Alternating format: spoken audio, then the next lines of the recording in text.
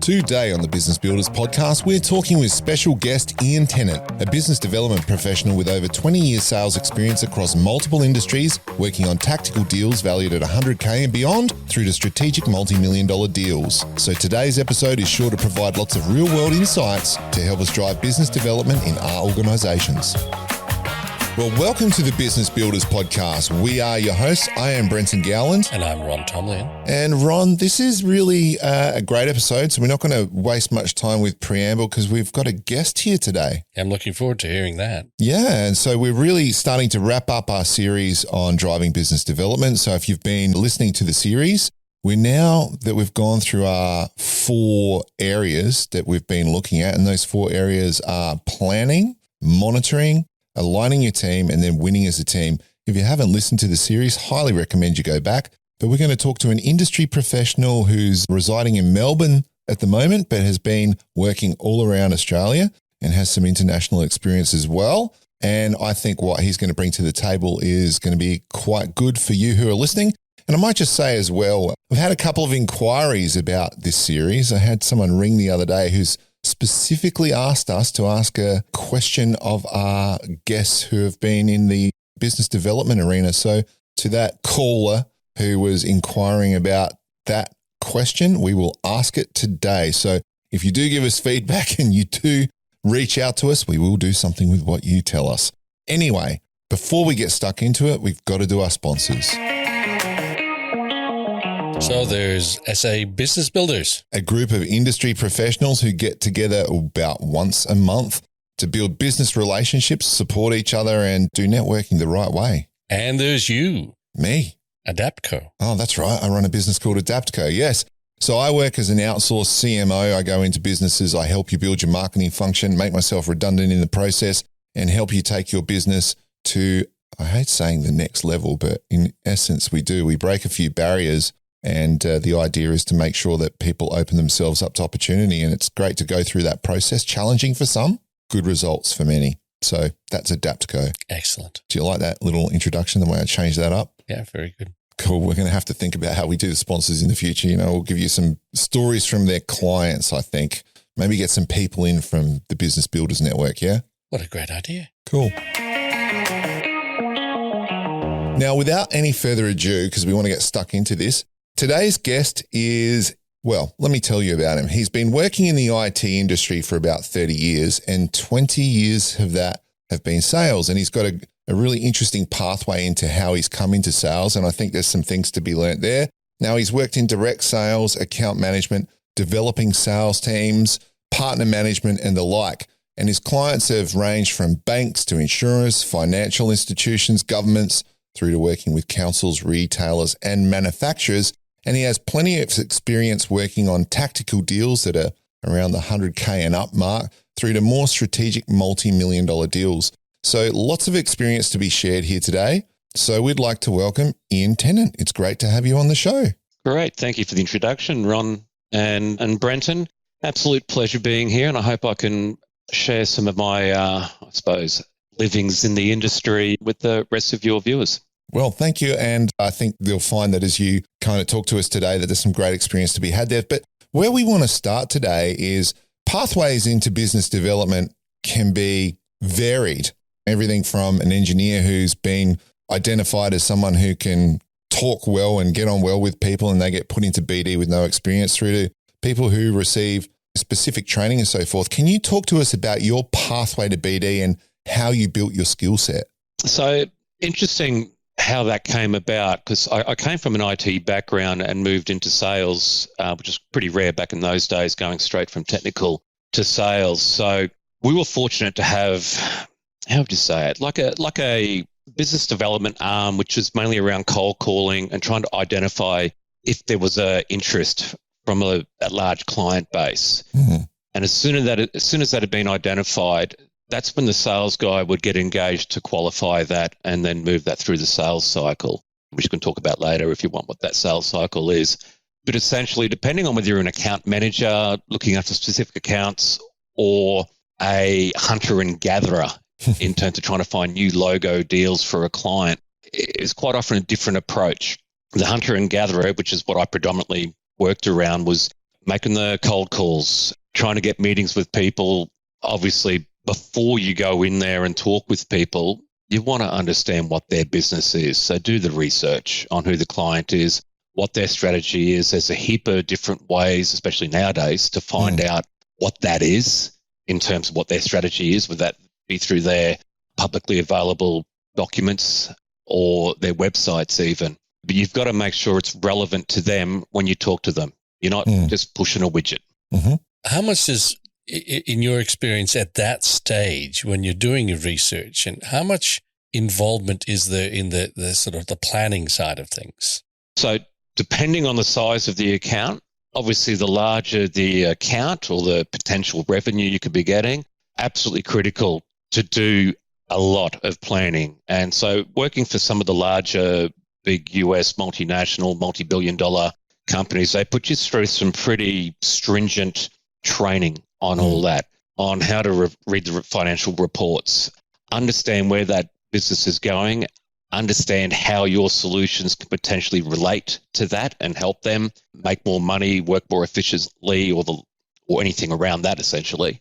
But the planning could be up to 3-4 days of research, getting that information together and getting those first calls or exec meetings.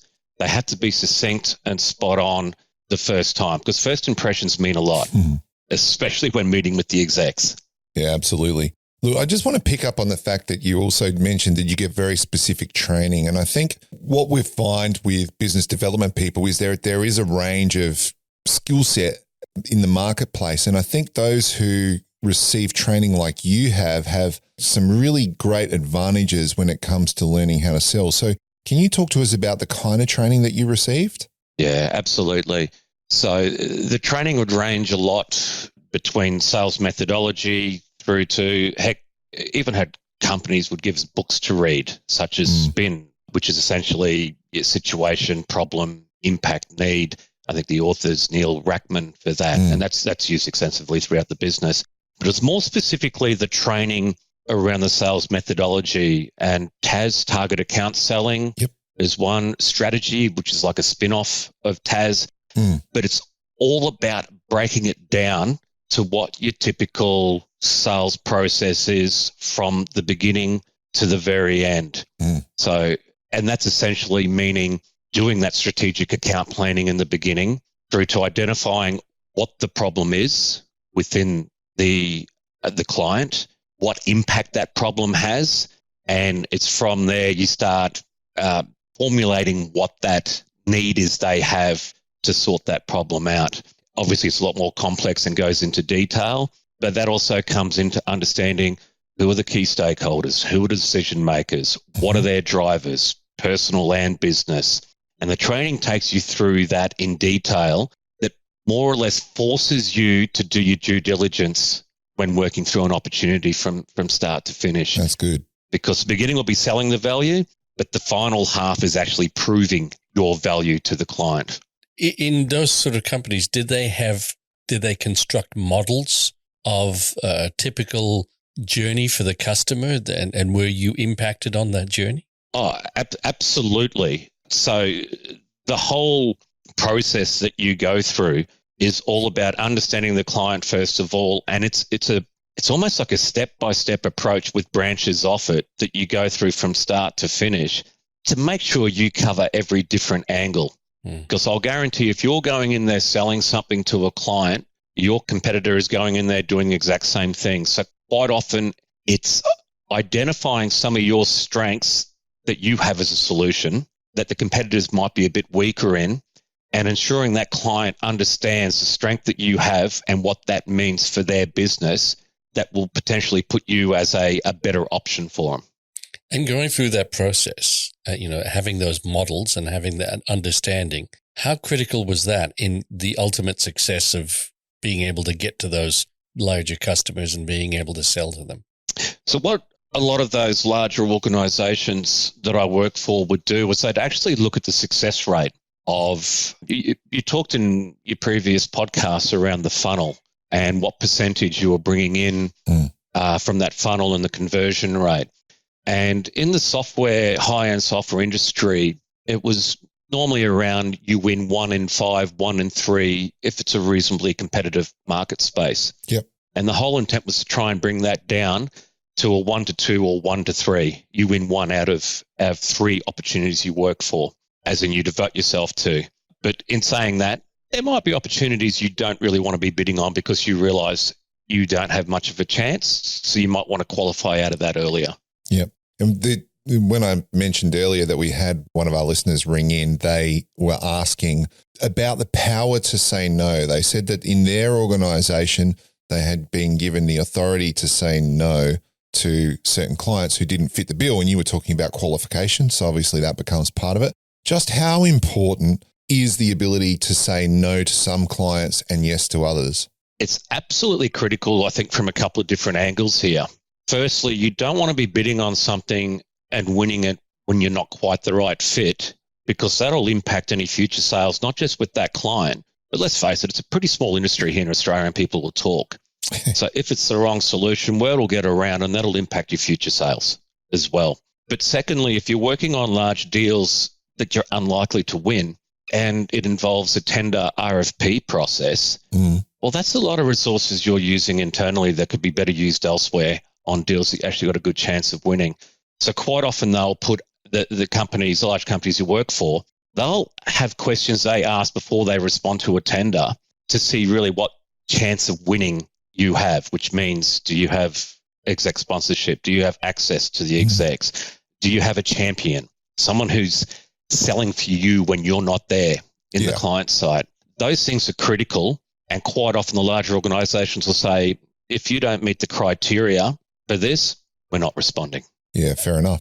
And from what you were saying earlier, if you want to increase that percentage of win rate, I was kind of hearing that it's identifying those that you're more likely to win with. So clients that have the right kind of problem that you can solve that will increase your success rate. Which is the whole intention. You might have finite resources within your organization. You really only want to be working on opportunities that you're going to win or you've got a good chance of winning. Okay. That's how you grow. Yeah, and it was interesting when you were talking about some of the criteria that you have inside organizations, a champion who's advocating for you when you're not there. That implies, I'm reading, that you're doing a lot of work before you're actually getting to the RFT stage or something along those lines. There's work to be done before you're even really doing the selling. Large organizations will not let you respond to a tender blind. You need to know who the players are, the problem. And the whole intention is you really want to be shaping what those requirements are. Because let's face it, a lot of the vendors have a lot of good capabilities and functionality and capabilities that should form part of their requirements earlier in the piece. So you should be in there earlier helping to shape that, because at the end of the day, that'll give the better result to the client and a win for everyone involved. Yeah, that's fantastic. So there's a whole lot of pre-work involved. So just getting on to the kind of structure that we went through with driving business development, how important is it and is creating a business development plan, at the start of the financial year or whenever in fact, when do you create a business development plan? Normally in the large organizations, that'll happen at the very beginning of the financial year. Right. And that's just the way they normally do it. In terms of if you're not on a hard and fast, how would you say it, under a large organization and working to their models, and say in a smaller, which I'm now in a smaller niche area right now, that planning happens whenever there's a new client that comes along that has an opportunity. Yes. Immediately. That's interesting. So you do a specific client plan. Even if that means, depending on the size deal that it might be or the potential size of that client in the future, you should still be doing your due diligence. And that's more out of respect for the client as well. You want to know their business as best you can before you start spending time with them. Your time should be of value to them, not of value to yourself. And as you're enacting that plan, as you're going through and executing, tell me about the type of things you're measuring. Ultimately, you're going to be measuring the result. Did I get a sale or not? But what are the things you're measuring along the way? Because usually you're working on multiple plans at any given time. What are you measuring along the way to make sure that you're on path for the ultimate success? So going back to the training we talked about that a lot of the companies put you through, the TAS, the strategy training and the likes, you're capturing information on the layout of the company, the corporate structure, who the key players are, what their drivers are. That all formulates, I suppose, stuff you can measure. How complete a picture have you got? And what you'll find with organizations, they'll test you on that. The large US companies will test you on like a weekly meeting to run through what's the status on the account. How many client meetings have you had? How many exec people have you had access to? What are your next steps? What are the outcomes? Because let's face it, when you go into a meeting, you should be clear in your own head. And if you've got people with you, what are the outcomes you're looking for? And those outcomes should all be steps along getting to that final result of winning the opportunity. Yeah, that's great. So look, on that as well, because that's really interesting, like you're working for companies that are testing you, because I know a lot of the people that are listening might be 50, 60, 100-person businesses. And I think sometimes the rigor and the scrutiny that are on the BD team are much less, because obviously these US companies that you're working with have got years of experience. They know who they're selling to. It's a very niche kind of product that they're trying to sell. So they really have to dive into detail with those clients. So I think some of what you're sharing today is really, really important in the sense that when you're really focusing on BD, you need to be detail oriented. You need to be documenting a lot, and you need to be recording what's going on so you understand the client. So in that context, how important is team in winning these clients? So you've got someone like yourself who's at the spearhead, I would imagine, and then you've got a team all around you from account managers to execs. Can you talk us through that? Because that's also a key part, especially with the larger deals. There might be focus areas within that one opportunity that you as the spearhead, you don't have the full knowledge to tap into each of those separate areas. So the team needs to be kept across essentially the whole picture, what you're driving for, and the people going down, let's call it rabbit holes for the sake of it, to cover off key requirements areas. They need to know the bigger picture, as well as they need to be given the trust to see their bit through, cover off the people on the client side adequately. Because if you've got a weak link in there, that's something that will get exposed by your competition. Yes. So what sort of communication cycles did you use to keep that broader team engaged and working on that project? That would depend on the size of the opportunity, the complexity of the opportunity. Sure. But you touched on the other podcasts about using a CRM and the likes, or Salesforce, or I don't want to mention vendor names or whatever. But essentially, you've got generally online systems where each meeting you should be inputting that information so anyone else in the team can see what it is you've done and what it is you've found out along the way. Because you've all got to be on the same page and you've all got to be talking the same outcome, the same solution to them. Yeah, that's great. Yeah, it's leveraging those systems to share that information whilst also having the internal meetings face-to-face, So etc. when you're using those systems, I'm assuming that everyone's inputting in. Do people just read that willy-nilly at their own leisure, or do you actually have meetings around the inputs into the system? How do you make sure that that information is being received by everyone in the team? So the larger organizations I worked for, they generally do a meeting on the Monday or the Tuesday during the week. I think the smarter organizations normally did it on Monday so that the salespeople needed to prepare over the weekend. Yeah. And so you have your sales meeting on a Monday or a Tuesday where you're going through your opportunity, and they work from that system. They look at if you progressed it from 20% to 30% along the way. They look at the activities, and your sales management are watching it like a hawk, because that's their way of gauging whether you're doing your job or not and whether you're likely to be successful or not, or to be able to read it and offer assistance along the way of, hey, have you guys thought about touching these people here? Because they could be important judging by what I'm reading into what you've inputted in the system. Right. So that's your critical tool that people are working from, management and people within your team. Cool. Fantastic. And in terms of that alignment and the next step, which is winning as a team, how much is the business development person as the spearhead, how much credit is given to them versus, or recognition is given to them versus the rest of the team? Because operations, execution, we were talking about account management later on, all of that has a part to play, and recognition becomes very important in people understanding that they're part of the business development effort. How much does that play into it? Yeah, when you're winning, when you have won, that there's recognition given to other people. Probably answer that question pretty easily. Not enough.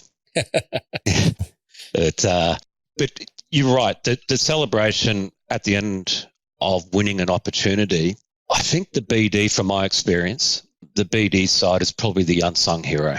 Mm. Right. Why? Well, look at, say, winning an 800-meter or a 1,500-meter race or a marathon. You have your pace setters. Yes. How many names of the pace setters do you remember as opposed to the winner? Very good point. That is great. Yeah. So what you're saying is that there's not enough recognition of the team effort, and in particular, those people who are pace setting for the team, like the business development people. Obviously, every organisation's different, and some organisations go out of their way to make sure everyone's rewarded. But every department that helps along the way will have their own KPIs, key performance indicators, that they'll get rewarded on. But I think you'll find that the smaller the organisation, the more that's shared around. From my experience, the smaller the organisation, the more that win is shared around amongst everyone. That's interesting. Look, we're going to start wrapping up now, Ian. So I want to ask, as far as advice is concerned, what advice would you give to BD people out there, firstly, about how to improve their skill set, and then how to, because what we've talked about a lot here is very specific strategic accounts that you've been working on. And I know that you've worked on a range of accounts, from faster sales that have a lead time of a week through to lead times of a year or more, depending on the size of the deal, etc. So when you're talking to BD people, the kind of people that are listening are going to be in different areas of that spectrum. What advice would you have for them about how to improve their results? You'll find everyone's different in terms of personality types, in how they converse with the clients. One of the great trainings I went through multiple organizations was also around the personality side of things. Right. So there was training around, I think it was called HBDI training, which was Herman Brain Dominance Instrument, something like that. Sounds evil. And DISC training. Yeah, DISC, familiar with that. Which works out what sort of personality type you are, whether you're a dominant, influential, conscientious, steady person. Everyone will have strengths in one area and weaknesses in others of the 4 quadrants they refer to. Understanding yourself and being able to understand the client you're talking to, where their comfort zone is, the earlier you can recognize that, the quicker you can forge a relationship and trust, which can quite often then push along the sales cycle a lot quicker.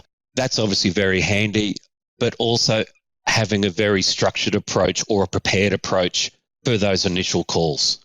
Ooh, that's interesting. You're speaking my language there, being prepared and self-awareness in terms of understanding yourself and how you affect others is just as critical for leaders as it is for salespeople. But it's lovely to hear someone else saying that type of thing. Look, I think, because we're going to run out of time today, but there's a couple of things that I know we were going to talk about, like compelling events and different specific training and all that kind of jazz. And we haven't had a lot of time to get into that today. But it might be worth getting Ian back to talk about personality types in a bit of detail and maybe some other areas of the sales cycle. Are you open to that, Ian? Oh, absolutely, providing your listeners are. Well, we'll find out pretty quick, because some of them, particularly a few, give us a call and they say, listen to that last podcast. I'd like to give you some advice. And that's great. We encourage that. I also want to say to those people, go and rate us on Apple Podcasts. That would be good. That would be fantastic. So last little bit of advice, Ian. And great to hear that we can have you back again, because that'd be awesome. Advice to business owners and CEOs who've got a business development team. What will be your advice to them to get the most out of their BD people and make the sales work better for their organization? Because at the end of the day, you were saying that it's those big companies that you're working for have structures and resources and processes in place that really focus on being able to get sales done. So how does that translate to a business of 50, 100 people or even 20 people? What advice would you have for the owners to improve and help their BD people? Even to look at how it's done on the largest scale and streamline it substantially, if need be, to suit your own organisation. The other thing is talk with people in the industry who've gone through it and done it successfully at that smaller size, to sort of learn from their, not just the good things they do, but the mistakes they made along the way, to ensure you don't do the same thing. We know how it works in industry. Everyone's gone through learnings along the way. If you can learn from someone else before making a mistake yourself, leverage it, leverage your contacts. I think that's very sage advice. Agreed. Well, look, Ian, that's all we've got time for today. I think we will get you back in the coming weeks because I really wanted to get on to talking about that compelling event, but we just didn't quite make it. We'll get there next time. Thank you for joining us. Really appreciate that. Yeah, it's just fantastic to get some practitioner out there talking about the type of things we've been talking about, but from a practical, experiential point of view. So thank you very much. Thanks for the invite, gentlemen. That's okay. And for those of you who are listening, we will see you again in a couple of weeks. And that's goodbye from me. And goodbye from me. Bye for now.